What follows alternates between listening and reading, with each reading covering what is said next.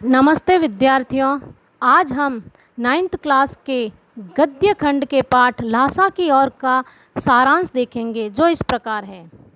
संकलित अंश राहुल जी की प्रथम तिब्बत यात्रा से लिया गया है, जो उन्होंने सन 1929-30 में नेपाल के रास्ते की थी। उस समय भारतीयों को तिब्बत यात्रा की अनुमति नहीं थी, इसलिए उन्होंने यह यात्रा एक भिखमंगे के छद्म वेश में की थी। भिखमंगा भिखारी और छद्म वेश का अर्थ होता है बनावटी रूप। इसमें तिब्बत की राजधानी ल्हासा की ओर जाने वाले दुर्गम रास्तों का वर्णन उन्होंने बहुत ही रोचक शैली में किया है। तो ल्हासा जो है वो तिब्बत की राजधानी है। इस यात्रा वृत्तांत में हमें उस समय के तिब्बती समाज के बारे में भी जानकारी मिलती है कि वहाँ का तिब्बती समाज कैसा था। लेखक अपनी तिब्बत यात्रा का वर्णन करते हुए बताता है कि वह जिस रास्ते से नेपाल होकर तिब्बत गया, उसी रास्ते से हमारे देश की चीज़ें भी तिब्बत जाया करती थी। रास्ते में पुराने किले थे जिसमें चीनी फौज रहा करती थी। अब जो है तिब्बत समाज की जो वहाँ तिब्बती समाज कैसा था उसके बारे में भी उन्होंने बताया है कि तिब्बत में जाति पाति छुआछूत नहीं था। वहाँ की औरतें पर्दा भी नहीं करती। अपरिचित होते हुए भी वहाँ के लोग पूरी सहायता करते हैं। चाय आप अपनी इच्छा की बनवा सकते हैं। रास्ते में लेखक को एक मंगोल भिक्षु सुमति मिल जाता है, जिसकी वहाँ अच्छी जान पहचान है। भिखारी होते हुए भी उन्हें रहने की अच्छी जगह मिल गई थी। क्योंकि सुमति के वहाँ जान पहचान के कई लोग थे। 5 साल बाद में जब एक भद्र यात्री, भद्र का अर्थ सज्जन व्यक्ति, भद्र पुरुष, सभ्य पुरुष, एक सभ्य यात्री के रूप में घोड़े पर सवार होकर इस रास्ते से आए, तो किसी ने उनको रहने के लिए जगह नहीं दी।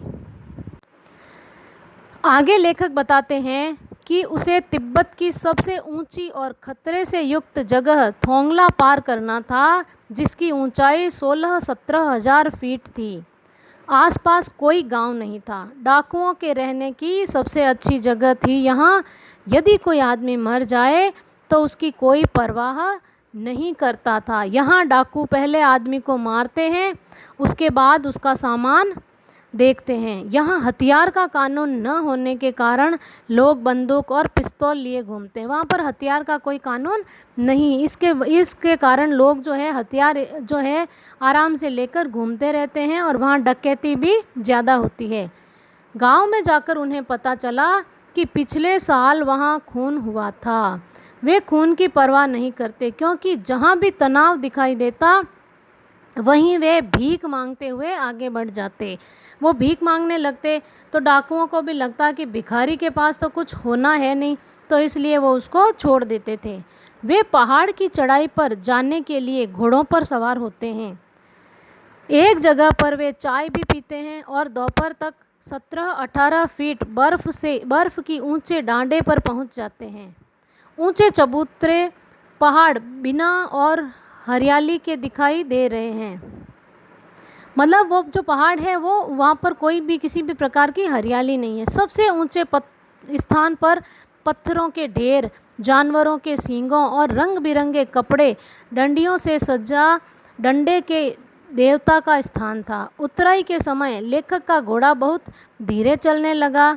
उसने उसको यह सोचकर मारना उचित, या मरना लिखा हुआ मारना होना चाहिए, मारना उचित नहीं समझा कि वह थक चुका है। वह पीछे रह गया। कौन पीछे रह गया यहाँ पर? लेखक। आगे एक जगह 2 रास्ते बने थे। लेखक जिस रास्ते पर जाता है, पूछने पर पता चलता है कि यह रास्ता उचित नहीं, वो गलत रास्ते पर चला जाता है। वह वापस आकर सही रास्ते पर चला और शाम को गांव पहुंचा। वहाँ सुमति गुस्से में लाल होकर उसकी प्रतीक्षा कर रहा था। लेखक बताता है कि इसमें उसकी कोई गलती नहीं है। सुमति शीघ्र ही शांत हो जाता है। लंकोर में वे अच्छी जगह पर ठहरे थे। वहाँ उन्हें चाय, सत्तू और थुक्का, ये थुक्पा कुछ ऐसी खाने की चीज़ होती है, नामक तरल पदार्थ खाने को मिला। लेखक बताते हैं कि वे एक ऐसे स्थान की ओर गए जो पहाड़ों से घिरे टापू की तरह लग रहा था। मैदान के अंदर की पहाड़ी दिखाई देती थी। इस पहाड़ी को तिंगरी समाधिगिरी कहते हैं। गाँव में सुमति के बहुत अधिक यजमान थे। वह उन्हें कपड़े के गंडे बनाकर देते थे। वे अपने यजमानों के पास जाना चाहते थे। लेखक को लगा कि 1 सप्ताह तो लग ही जाएगा। लेखक ने उनको कहा कि वे जिस गांव में ठहरे हैं उसी में गंडे बांटें, आसपास के गांव में न जाएं। लासा पहुंचने पर लेखक उसे रुपए दे देगा। सुमति मान गया। अगले दिन उन्हें कोई भी भारवाहक नहीं मिला। भारवाहक का अर्थ होता है उनके भार को, उनके सामान को उठाने वाला। उन्हें तेज धूप में चलना पड़ा। वहाँ की धूप भी अजीब थी। उनका माथा धूप से जल रहा था और पीछे कंधा ठंडा पड़ा था। वे सामान पीठ पर लाद कर चल पड़े। वे सुमति के साथ शेखर विहार की ओर चल दिए। तिब्बत कई जागीरों में बटी हुई है। इनका ज़्यादातर हिस्सा मठों में सम्मिलित है।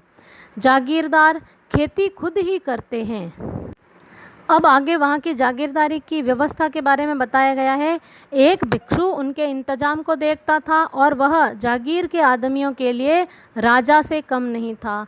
शेखर का मुखिया बड़ा भद्र था, मतलब बड़ा सज्जन व्यक्ति था, सभ्य व्यक्ति था। वे लेखक से बड़े प्रेम से मिले। वहाँ एक मंदिर में गए जहाँ बुद्ध वचन अनुवाद की हस्तलिखित 103 पोथियाँ रखी हुई थी। लेखक का आसन भी वहीं लगाया गया। वे मोटे कागज़ों पर लिखी गई थी। प्रत्येक पोथी का वजन जो था वह 15 सेर के लगभग था। लेखक पुस्तकों को पढ़ने लगा और सुमति अपने यजमानों से मिलने लग गया। सुमति दूसरे दिन गए और दोपहर तक लौट आए।